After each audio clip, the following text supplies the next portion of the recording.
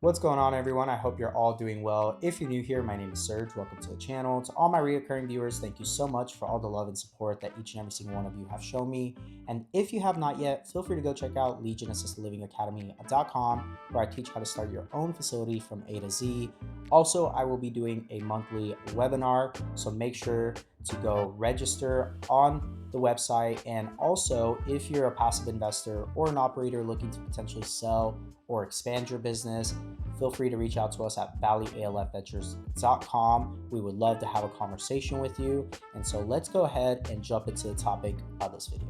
In this video, I am going to cover the topic of what I personally look for when I'm going to convert a home into a residential assisted living facility. So if you're interested, make sure to stick around. When I go and look at a home that would potentially meet the criteria of being a residential assisted living facility, the very first thing I like to do is look at the area that I'm going to be purchasing that home and converting. So one of the main things is looking at the demographic of people in that area. And the key metrics that I look at is the age of the individuals that will be in that area. So typically I like to look at 55 plus and them to have at least 50% or more living in that area, because oftentimes those are the individuals that will be looking for their mom or dad or loved ones to be in an assisted living home. Second criteria I like to look at is the median household income to be over 150,000 a year. And the reason being is because I like to target those private pay clients that are going to be able to afford at least the average rate here in America, which is $4,800 per month per private room. So as long as you're hitting that minimum amount per month and they can easily afford that, you're going to be in a very good area to be able to charge those rates and comfortably get those rates. The third thing I like to look at is that area too saturated, or is there just not enough demand? And oftentimes when you're looking in certain areas, you want to make sure that you have at least 10 to 25 homes within that zip code, because anytime it's more than 25 homes, it's oftentimes going to be too saturated, which you could still have success with, but the likelihood of you being able to have more tours and conversions is going to decrease. And then if it's less than 10 homes within a zip code, what happens then is that's probably too rural of an area for people to come and actually move in. And so the sweet spot that I like to look at is to make sure that there's at least 10 to 25 homes or assisted living communities within that area. Now, what I also like to look at is also the square footage of the home and making sure that there's going to be enough space to be able to add additional bedrooms, potentially additional bathrooms, and making sure that if I'm going to be in an affluent area, meaning it's going to be high income and I'm going to be charging higher rates, that I'm going to be able to provide those private en-suites for the bedrooms and bathrooms for those residents. So typically the minimum square footage I like to look at is at least 3,000, with the potential to convert the garage or add additional bedrooms from the master bedroom, or even like additional dining rooms or living room spaces. Ideally, you want to have at least a good space where most residents could get together. So typically it's the family room or the living room that you can have them comfortably fit.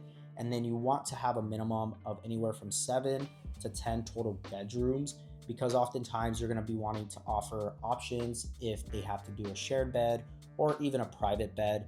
But typically in a high income area or an affluent area, you want to have at least majority of your bedrooms to be private, and then maybe 1 or 2 bedrooms that are going to be shared bedrooms, because you will have residents who come with their husbands or wives or want to be together. So therefore, that's what I like to look at when I'm looking at a property, is a minimum of 3,000 square feet, room to be able to expand and have additional bedrooms or bathrooms, and then also be able to make sure that it's going to meet the needs of those demographic or clients in that area. Another thing I like to factor in with a property is the amenities. What are you going to be able to add to the outdoor space to make sure that those amenities are going to be usable and residents are going to enjoy it? So typically with a backyard, I would stay away from a pool. Do not have a pool if it's a property that does have it, because typically with a pool, you're never going to use it.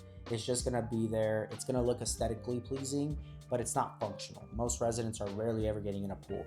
Now, if the property is in a really good area and it meets 90% of these criterias, but it does happen to have a pool, I would still move forward with it. I have other properties in my portfolio that have pools, but because of the area, it just makes sense. But typically you want to have a walking pathway that residents can go out with family.